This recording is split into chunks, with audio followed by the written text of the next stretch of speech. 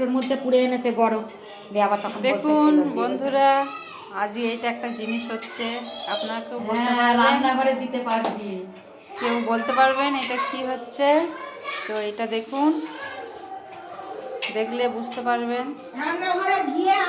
বেশি তেল লাগে না এতে, এটা বেশি তেলও লাগে না, আটা ময়দা লাগে না, একটু চিনি, সামান্য চিনি, এর ভেতরে পুরটা আছে শুধু চিনি, অন্য কিছু না, অল্প চিনি।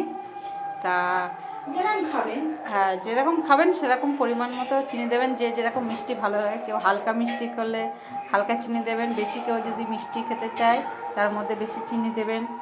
হ্যাঁ, তা দেখুন কত সুন্দর ডিজাইনটাও হয়েছে, বিশেষ লাগে না। তা এরকম তো আমি পারি না অবশ্য, এইটা করেছে আমার মাইমা। হ্যাঁ, ওই জন্য আপনাদের দেখালাম। তা আমি এরকম এর আগে কোনো দিন করিনি। তা এইটা ভাজলে ঠিক হয়। এই যে তাওয়াটা এখন ভাজছে, এটা হচ্ছে আমার মাইমা এসছে আমাদের বাড়িতে, অনুষ্ঠান হয়েছে এসছে, তা করে আমার বরকে খাওয়াবে।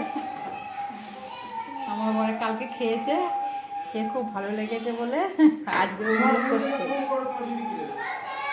করছে।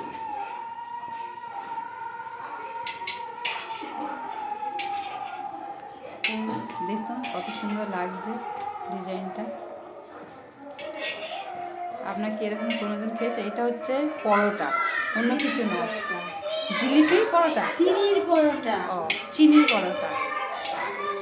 দেখুন কত সুন্দর লাগছে, আর ভাজলে হয় এরকম ঠিক এই যে রসালের মতো। বেশি সময় লাগে না, বেশি টাইম লাগে না, অল্প টাইমের মধ্যে হয়ে যায়। সুন্দর। জল খাবারই খেতে পারবেন। দেখুন সরষের তেল নিয়ে আসতে হবে নাকি?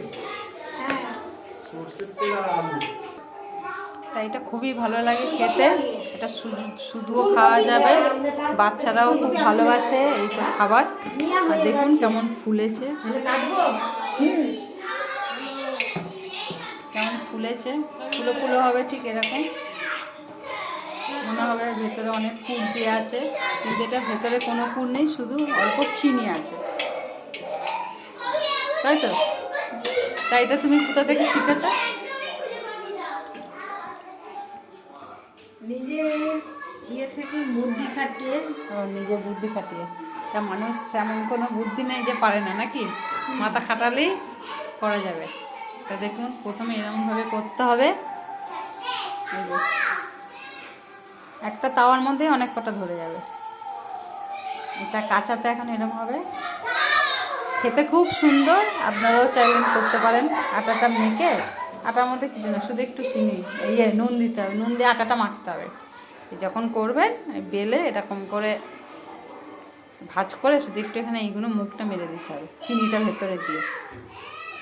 কত সুন্দর খেতে, খুব সুন্দর, শুধুও খাওয়া যায় নাকি? তো আপনাদের একটা ছিঁড়ে দেখায় কেমন হবে।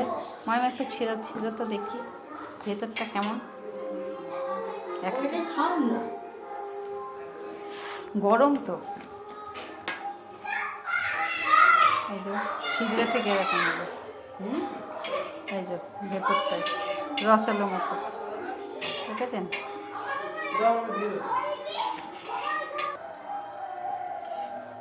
হেভি টেস্টি, আপনারাও করে অবশ্যই খাবেন। ভালো লাগলে অবশ্যই কমেন্ট করে লাইক করে দেবেন।